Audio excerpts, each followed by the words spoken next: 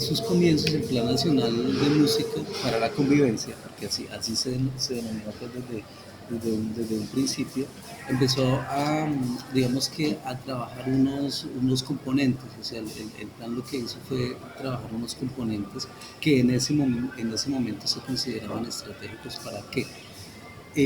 Digamos que dentro de la visión de quienes empezaron a trabajar el plan, eh, había una inquietud acerca de la consideración de la música como un derecho.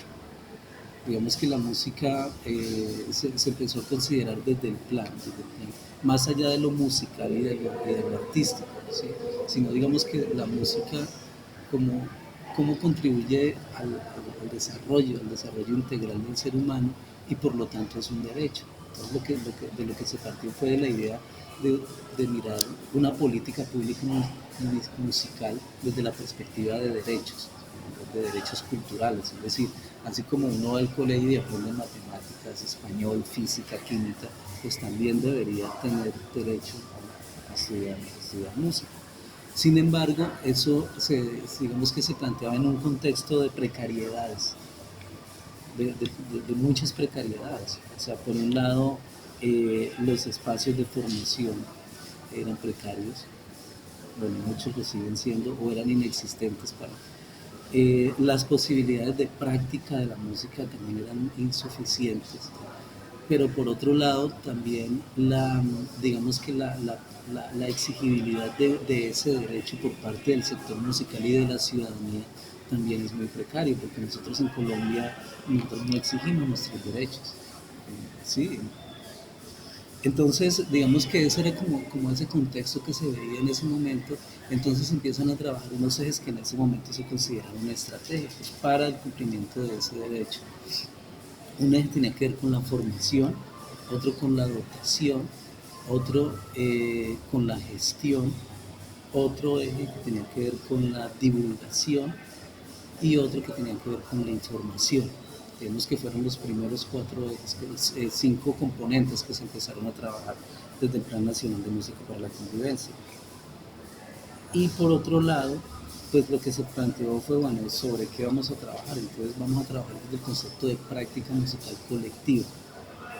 O sea, el concepto de práctica musical, digamos que va mucho más allá del género o del estilo, sí, digamos que es la práctica, pero la práctica considerada como un hecho social. Es lo que se pensó es que la música está, digamos que inscrita en un fenómeno mucho más complejo que es el fenómeno social. O sea, la música nos traspasa, digamos que nosotros en muchos sentidos somos músicos, estamos atravesados por la música y la música, digamos que nos da unas identidades además.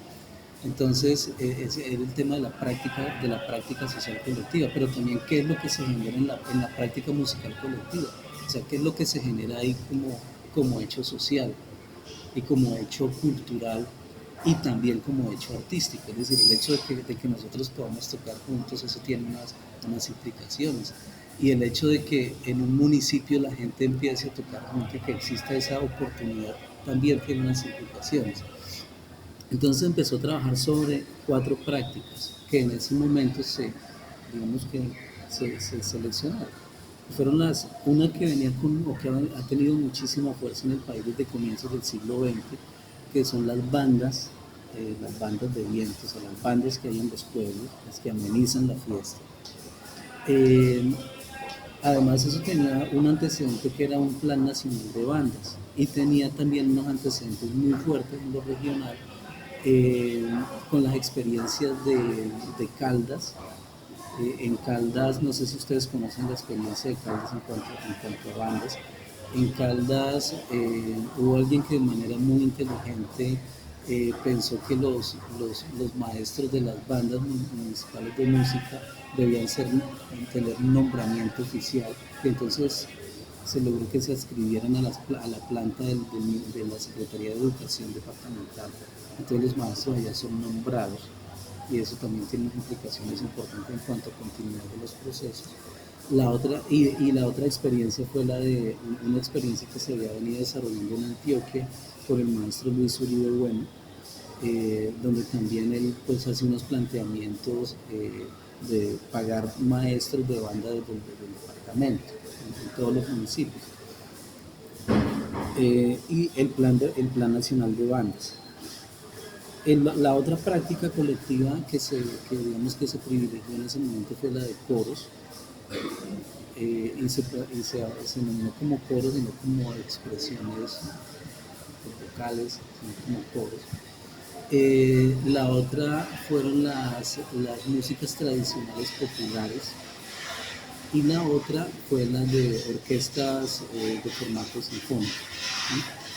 Entonces digamos que desde ahí empezó como a trabajar el Plan Nacional de Música para la Convivencia. Entonces ahí digamos que concluyeron unas situaciones muy interesantes, y es que para esa época el BID realizó un préstamo a la nación. Ese préstamo, digamos que se operativizó a través de un CONPES, que es el CONPES es un documento político, económico y social, digamos que orienta recursos hacia un sector determinado, en este caso el de la música.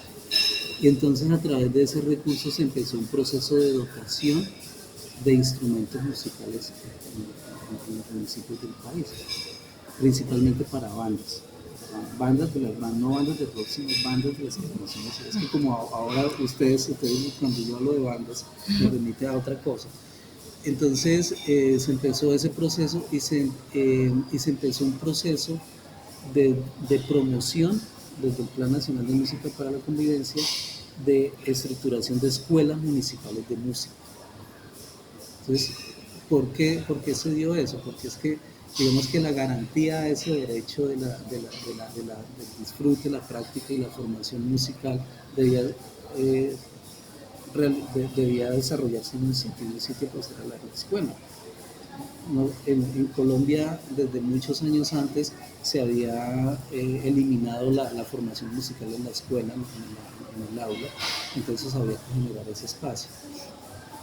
Bueno, en el tema de formación se empezó un trabajo de formación de formadores, que fue muy importante porque digamos que de ahí surge este programa Colombia Creativa, que si ustedes miran la curva de las transferencias reales a los departamentos de los municipios, es una curva que va descendiendo.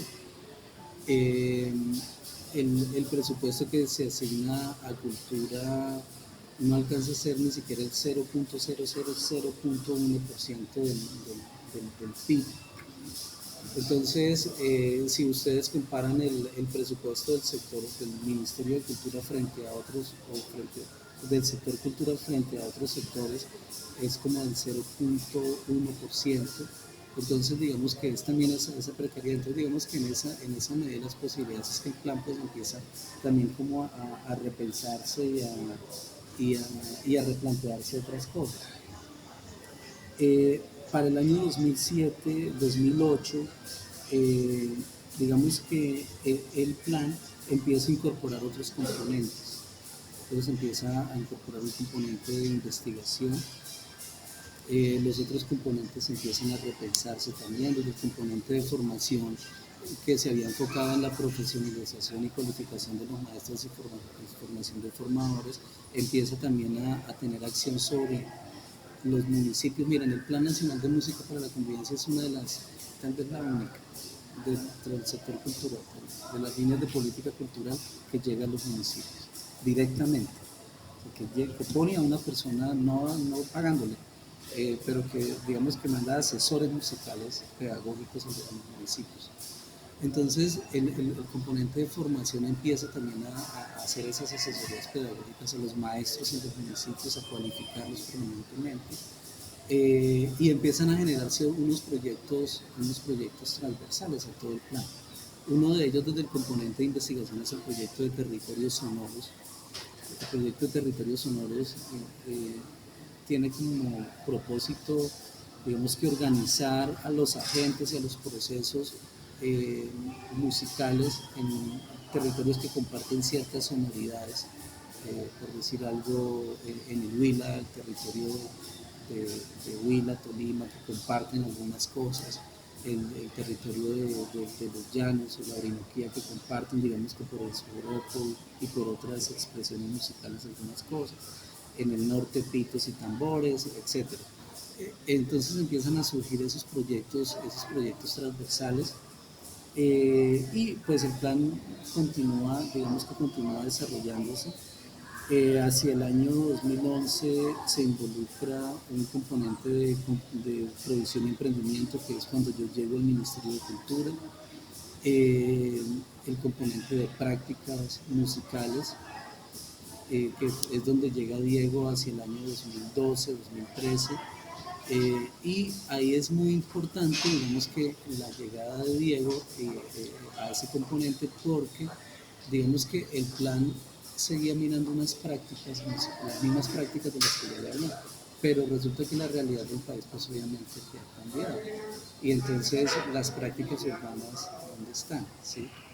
Es decir, ¿dónde están las prácticas urbanas dentro del plan y qué nos enseñan también esas prácticas urbanas, digamos que en términos de todo, organizativo, en términos de producción, de circulación, etcétera? Entonces, a grandes rasgos, digamos que ese es el Plan Nacional de Música para la Convivencia. O sea, es una línea de política musical que tiene como propósito, como objetivo, generar espacios donde la ciudadanía pueda disfrutar la música, donde pueda practicar la música, donde pueda formarse musicalmente, desde una perspectiva de derechos. Vemos que hay como dos conceptos fuertes que en este momento empezamos a trabajar dentro del plan, que es un concepto tomado de Cuba, que es la musicalización de la ciudadanía. O sea, nosotros creemos férreamente que la ciudadanía debe comprender el hecho musical y debe comprender el fenómeno musical. Eso implica también unos procesos no de formación de público ni de formación de audiencias, sino de inserción de la música dentro del colectivo, no a través de la radio. O sea, es una cosa un poco compleja y un sueño muy grande, pero digamos que se puede lograr. Y el otro gran eje es como la estructuración del campo profesional de la música en Colombia. ¿Por qué razón? Miren, en el mundo hay aproximadamente 80 actividades económicas y profesionales asociadas a la música. 80. Y nosotros aquí en Colombia, si acaso, digamos que practicamos 20, o sea, aprovechamos 20 de esas oportunidades. O sea, el músico normalmente se forma y quiere ser instrumentista, y pues eso es válido, ¿sí? O quiere ser compositor, o quiere ser director, o quiere ser productor, tal vez, depende como de donde se forme. Pero como que hasta ahí llega, y entonces esto está generando también muchísimas insatisfacciones, porque vemos que hay unas expectativas frente a la música en términos profesionales, pues, de poder vivir de la música, pero resulta que el país no da las posibilidades, y mucho menos en las regiones. O sea, hay como un techo ahí donde... Entonces, digamos que es lo que nos proponemos ahora, ¿no? Dentro de este camino, desde el año 2013, desde el año 2013, hay algunos departamentos que dicen: nosotros queremos, o sea, hay un plan nacional de música para la convivencia, nosotros queremos tener un plan departamental de música. Entonces, fíjense que la línea la dan los departamentos, no lo da la nación. Además, eso es muy importante porque eso ha implicado también que de todo esto que ha venido haciendo el Plan Nacional de Música, digamos que desde lo regional también hay unas demandas que empiezan a organizarse, que empiezan a estructurarse, que pueden decir: oiga, miren, nosotros queremos acá tener una política de este tipo. Entonces eso implica también un grado de apropiación de la política musical como política pública.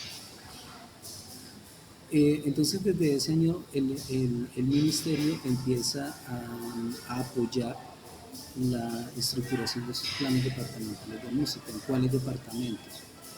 En los departamentos de Cesar, en el departamento del Huila, en el departamento del Meta y en el departamento de Risaralda.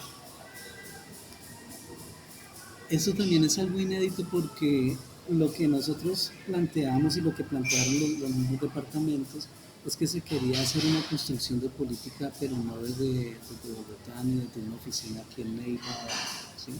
Sino que fueran los mismos actores musicales los mismos actores del campo musical quienes propusieron las líneas de política, pero con participación de lo institucional, con participación de lo institucional.